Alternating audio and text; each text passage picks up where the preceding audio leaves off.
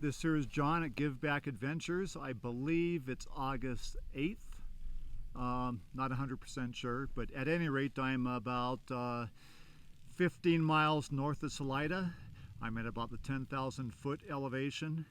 I just ran into a couple of drastically different people, and I'm going to tell you about the first one. The first one was a gentleman who was driving up on this rutted dirt road that I've been biking on the last 30-40 miles or so, and he kind of had this inquisitive look on his face, asking, you know, where I was going, and I told him I'm headed for Mexico. Gave him the backstory of where I started, and he looked at me like I was the craziest person on the face of this earth. Kind of shook his head in not wonderment, but just this look of, why would anybody be stupid enough to do something like that? So needless to say, it wasn't a positive experience. Inside I chuckle because I've met people like that before, but you know what, to each their own. Everybody's got their opinion. Now let me fast forward. So riding the bike the opposite direction was this young woman. I'm not going to tell you her name, and I'll tell you why in a moment. She asked me where I started and where I was going, and I told her. And she started in New Mexico. She's going northbound to Canada.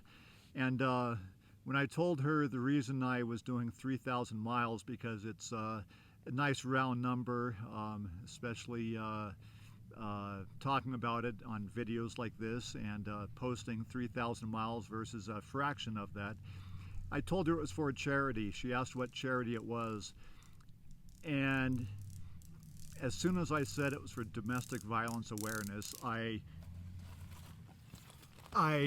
knew I struck a nerve.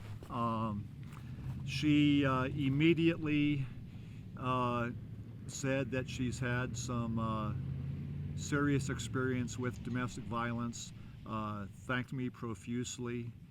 I told her about my website, my Facebook, so she can kind of take a look at a bit more at what I'm doing, why I'm doing it.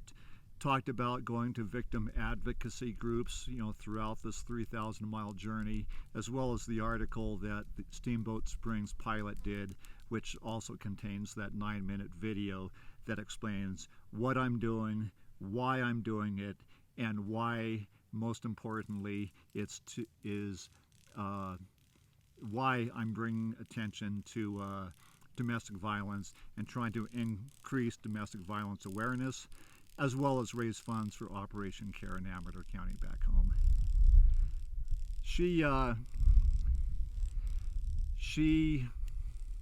Not sure how else to put it, but obviously her history with domestic violence was very, very impactful. Hearing my story as to why I'm doing this trip touched her deeply. Obviously brought back a flood of memories from her bout with domestic violence. Quite frankly, reduced her to tears. She, as she tried to maintain her composure and she rode off northbound, thanking me once again, it kind of left me absolutely in awe of people telling me their stories, expressing what this journey that I'm doing means to them. And I can't think of a more important example other than this woman who has lived a life of domestic violence and was reduced to tears, recounting her own experiences, but also being grateful for the effort that I'm going through to try to raise awareness for domestic violence. So with that being said, I'll leave here.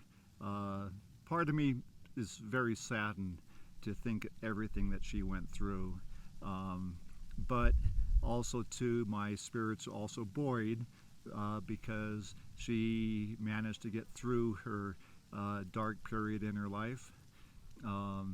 She's just one lone example, And it's examples like this that make this journey for me absolutely worthwhile. For now, that's all I have to say. I hope you're enjoying this journey. Please support Operation Care. Log on to my Facebook at Give Back Adventures. Check out my posts.